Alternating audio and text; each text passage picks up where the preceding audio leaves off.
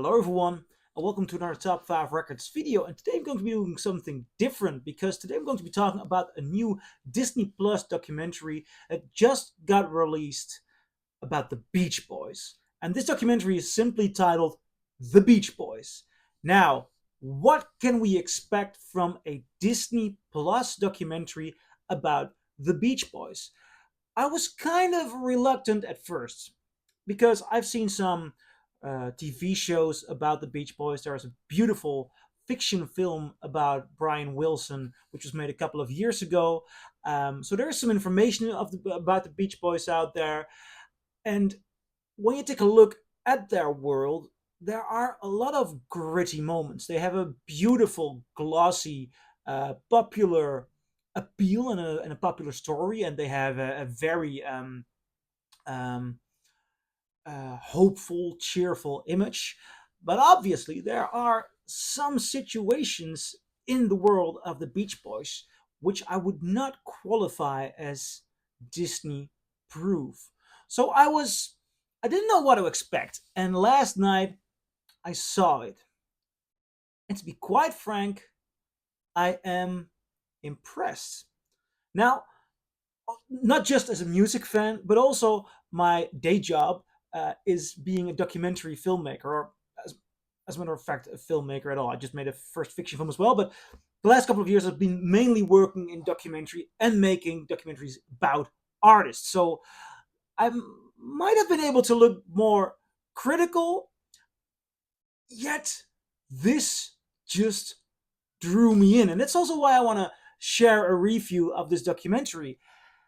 I was really into the world of the Beach Boys. And Disney Plus, with Frank Marshall, the director from The Green Mile and The Mist and The Shawshank Redemption, he did a great job as a director. There was also another co-director, but he did a great job because they really knew how to focus on telling the story of a career. There are personal elements there, but always in the light of how do they influence the career moves, the band dynamics, and the music.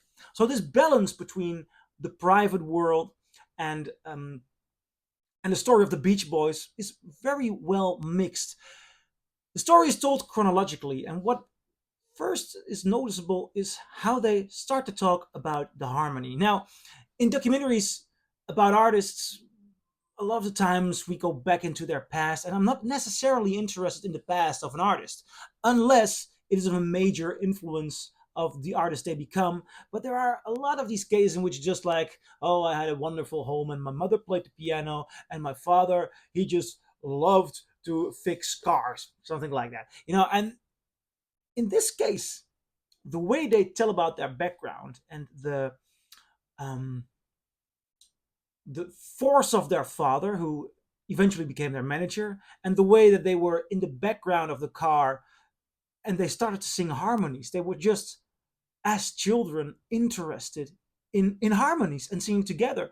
So their voices got blended early on in a very beautiful and unique way. And that's one of the things that the documentary does very well. It really makes you feel and understand how these voices got together, and they beautifully take the time to make you feel that. Not too much time, but they really use image and audio in a perfect way to get that across.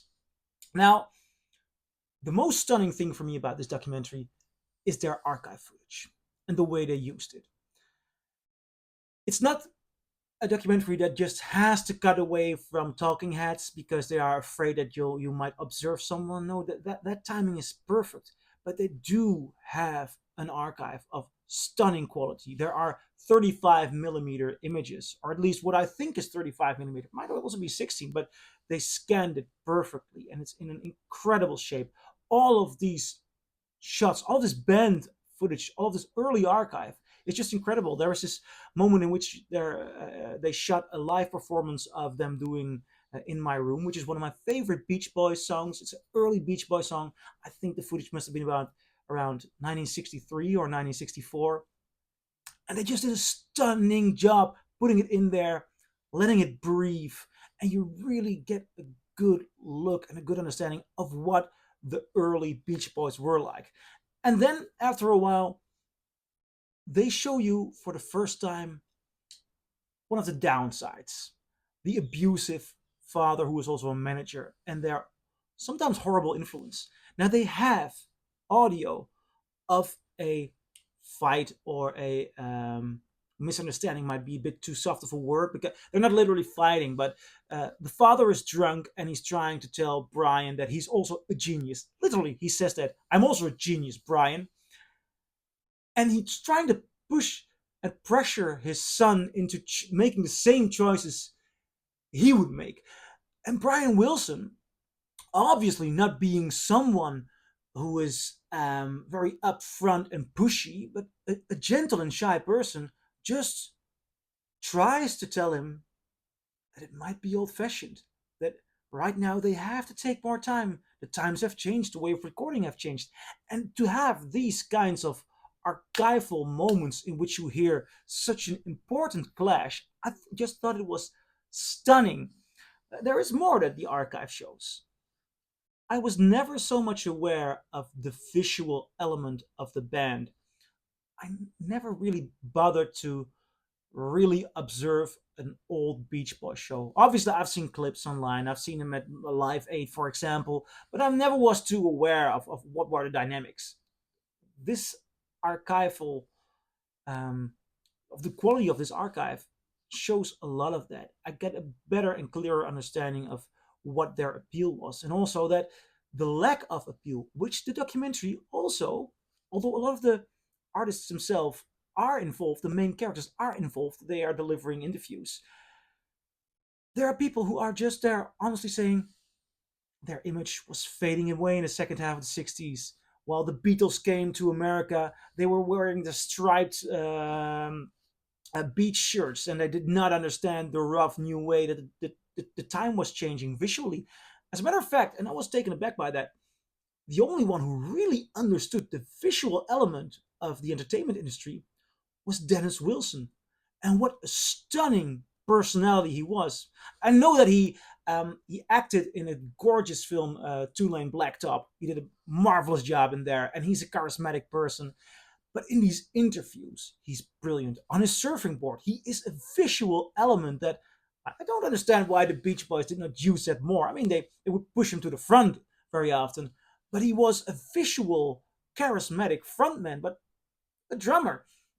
Now, also, the sad elements of their stories are told there. We're not into detail, or I believe there's not even a lot spoken about the death of Dennis Wilson, Brian Wilson's psychic problems or psychological problems. They are mentioned. We don't go into details about the 80s and the doctor that was leeching on him, but they do notice the the influence of his mind and the problems, his mental problems on the music. Also, the disbalance that the media brought in there with the qualities of the group, like Brian being the brilliant madman um, who was misunderstood, and as if the rest of the group were not important. All these things are noted, and it's very much in balance. I thought it was really stunning. It has a lot of good quotes, but it forms a coherent storyline. To be quite frank, I think Disney Plus nailed it with this documentary. They nailed it. Obviously, they could have spent more time telling the story of Brian Wilson and Charles Manson, but they do mention it. They tell you what you need to know. No gory details. Don't go into it too deep, but telling a story the way it's got to do with the music. It's a very well balanced documentary that gave me a emotional and visual understanding of the chronological most important moments of their career. So I would say this documentary, The Beach Boys, is something to watch out for. So I'm very curious. Have you already seen it? Are you a big Beach Boys fan, and are you planning on watching it? Tell me all about it here in the comments below, and I'll see you in my next video. Bye.